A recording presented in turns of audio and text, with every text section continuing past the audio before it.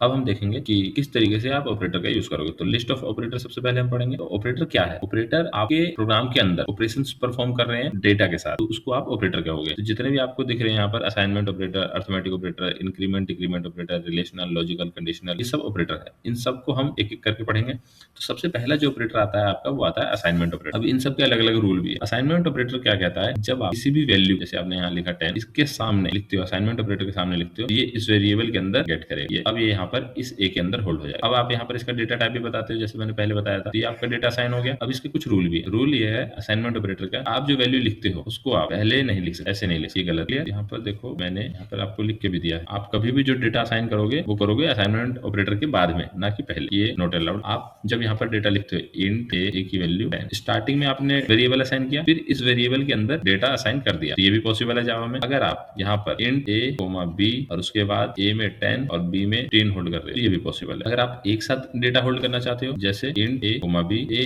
Equal B equal 5 या 15, जो भी आप डेटा इसमें होल्ड करो, तो ये भी यहाँ पर पॉसिबल है। ये देखो, ये हमारा नॉर्मल तरीका है, नॉर्मल जो हम जैसे हम पहले करते थे।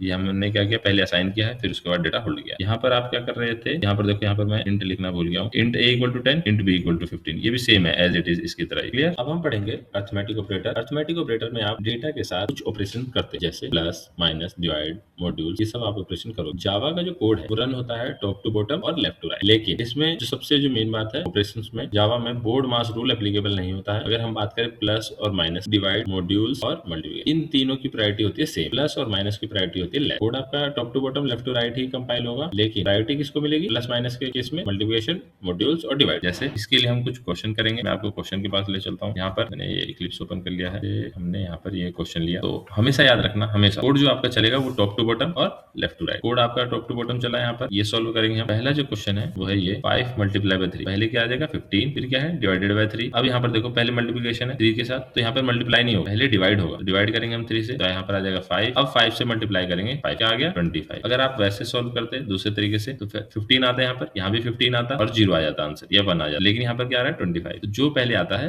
हम उसी को सॉल्व करते हैं। यहाँ पर 25 आ गया। यहाँ पर 25 के बाद है हमारा प्लस। अब प्लस नहीं करेंगे हम, क्योंकि प्लस की प्रायोरिटी क्या है? लेस है। यहाँ पर 9 डिवाइडेड बाय 4 है, 9 डिवाइडेड बाय 4 करेंगे तो 2 आ जाएगा हमारा। 2 multiply by 2 minus multiply by 2 कितना आ गया? 4। 25 प्लस 4 माइनस 6, क्लियर? 29 आ जाएगा हमारा यहाँ पर। यहाँ आंसर जो आ जाएगा वो आ जाएगा 23। मैं आपको रन करके दिखा देता हूँ, कंट्रोल F11, ये देखो 23 आ गया हमारा आउटपुट। सेम इसी तरीके से आप ये सारे क्वेश्चन करना। ये जितने भी क्वेश्चन मैं बता रहा हूँ आपको, ये लाइन नंबर 11, लाइन नंबर 14 और लाइन नंबर 18, ये सब आपको घर से कर लेकर आने। एग्जाम्पल मैंने आपको एक सॉल्व करके दिखा दिया है।